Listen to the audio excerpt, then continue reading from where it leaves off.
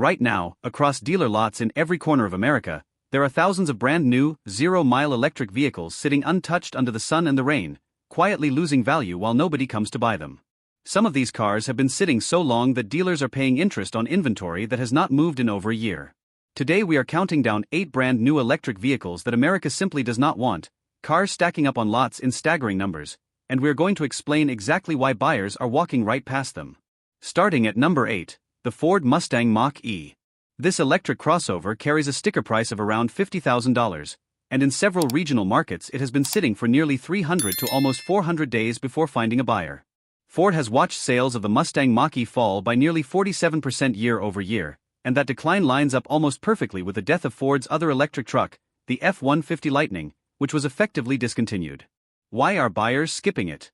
Part of it comes down to timing and trust.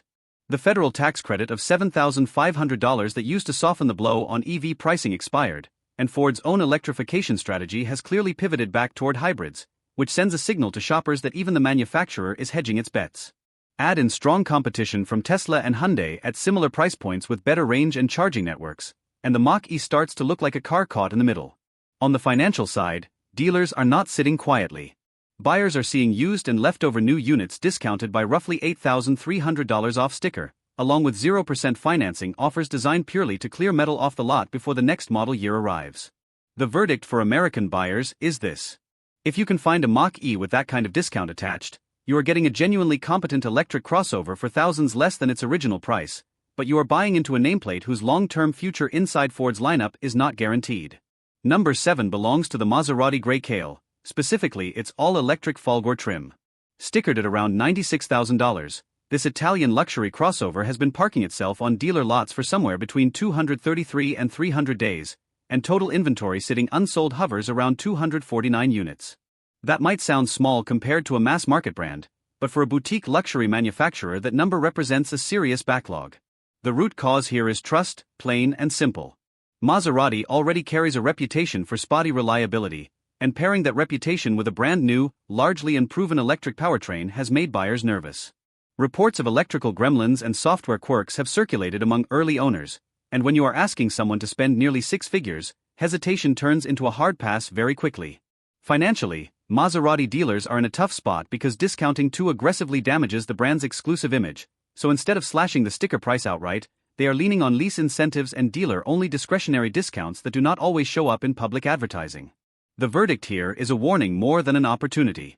Yes, you may be able to negotiate a strong deal privately, but you are also gambling on long-term reliability and resale value for a low-volume electric vehicle from a brand still finding its footing in the EV space. Number 6 is the Porsche Taycan, sitting on lots for somewhere between 218 and 253 days, with total unsold inventory around 922 units nationwide, all while carrying a price tag north of $148,000.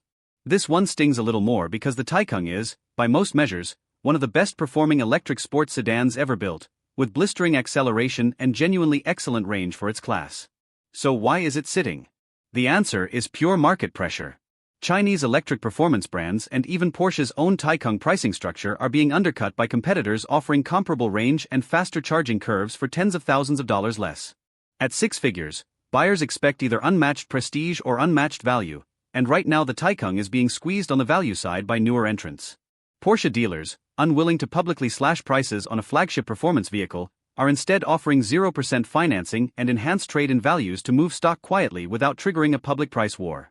The verdict for buyers is refreshingly simple. This is one of the rare cases where the product itself is not the problem, the market positioning is. If you have the budget, a lightly negotiated Taycan represents genuine engineering excellence at a price that is finally starting to bend in the buyer's favor. Number 5 is the Mercedes EQS, Mercedes' flagship electric luxury sedan, listed around $113,000, with days of supply ranging from roughly 243 to 344 days and total unsold units sitting around 300 to 350. The EQS was supposed to be the electric answer to the S-Class, but American luxury buyers have largely shrugged. The core issue is design and value perception. The EQS's rounded aerodynamic silhouette has been widely criticized as looking more like an appliance than a flagship Mercedes, and buyers who want a 6-figure electric luxury sedan increasingly find Tesla's Model S offering comparable technology and range for tens of thousands of dollars less. Add in a fussy touchscreen-dominated interior that some traditional Mercedes buyers find alienating, and you have a car struggling to justify its price against its own competition. Financially, Mercedes dealers are offering factory cash incentives north of $6,900 along with low-interest lease deals to try to move stagnant inventory before the next design refresh arrives. The verdict is nuanced.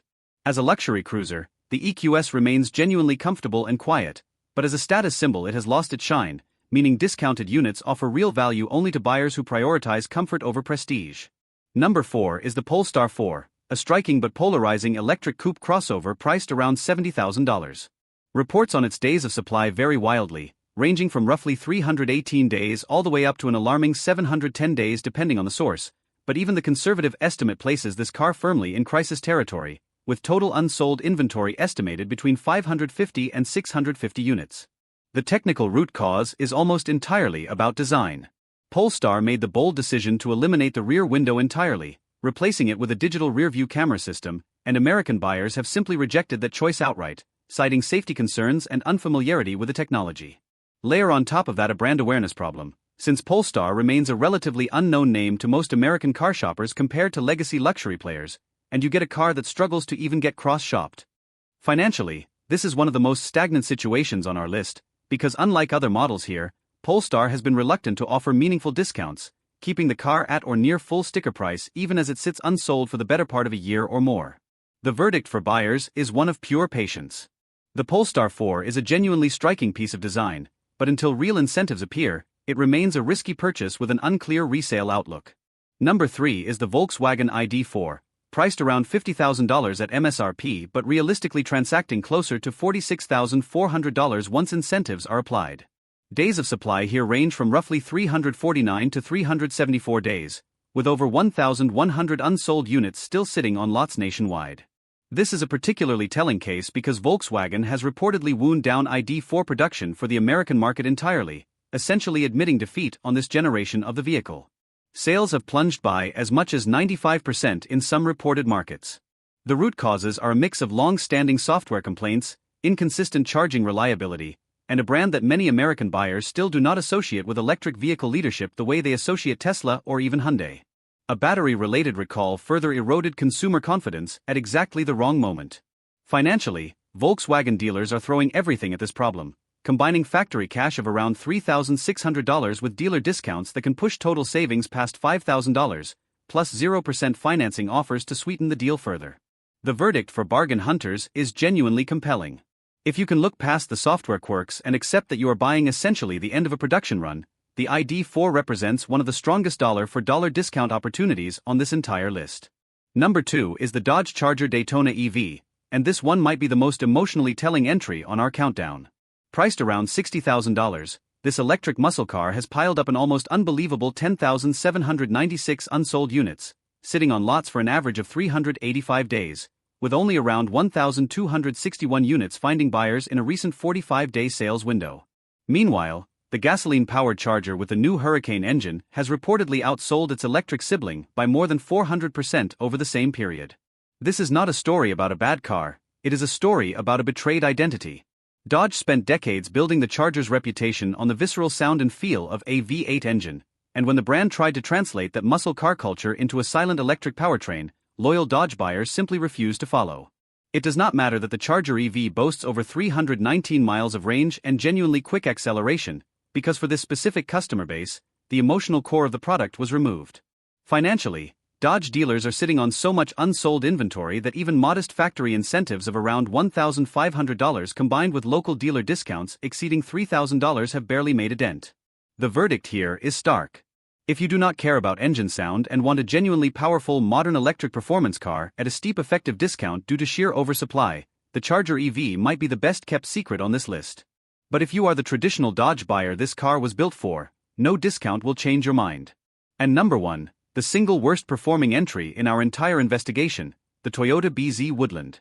Priced around $49,000, this electric SUV has posted the most catastrophic inventory numbers on our list, with reported days of supply ranging from roughly 504 days on the low end to a jaw-dropping 1,152 days on the high end depending on the data source, which translates to well over a year, and by some estimates more than 3 full years of unsold inventory sitting on lots.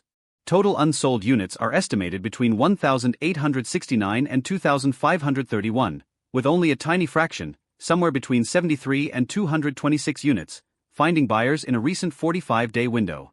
The root cause here is almost existential for Toyota. The BZ platform has been widely criticized as outdated compared to newer competitors, offering limited real-world range and unimpressive fast charging speeds at a moment when rivals are leaping ahead in battery technology. Layer on top of that the fact that Toyota's own corporate strategy has visibly pivoted back toward hybrids, essentially signaling to the market that even Toyota itself is not fully committed to this electric platform, and you get a perfect storm of buyer hesitation. Financially, discounts on the BZ Woodland remain surprisingly modest, hovering around just $140 in some regions, which tells you dealers may be more focused on quietly shifting production allocation than aggressively liquidating existing stock through price cuts. The verdict for American buyers is blunt. This is the definition of a car the market has rejected, and until Toyota either dramatically slashes pricing or replaces the platform entirely, this remains one to avoid unless you are getting an extraordinary, almost giveaway-level discount. So here is where the American electric vehicle market stands in the year 2026. There is a widening and undeniable gap between the marketing promises automakers made about the electric future and the actual buying decisions everyday Americans are making on dealer lots right now. Expired tax credits, overly optimistic production forecasts, lingering software and reliability concerns, and in some cases a fundamental mismatch between a brand's identity and an electric powertrain have all collided at the same time, leaving thousands of brand new cars rotting in plain sight. Some of these vehicles are genuinely excellent machines punished by bad timing and brand perception, while others reveal deeper structural problems that no discount can fully fix. So tell me, out of these 8 rotting electric vehicles, which one surprised you the most? Would you take a chance on any of these cars if you found one sitting at a 50% discount from its original sticker price? Drop your city or region in the comments and let me know if any of these models are sitting on a lot near you right now.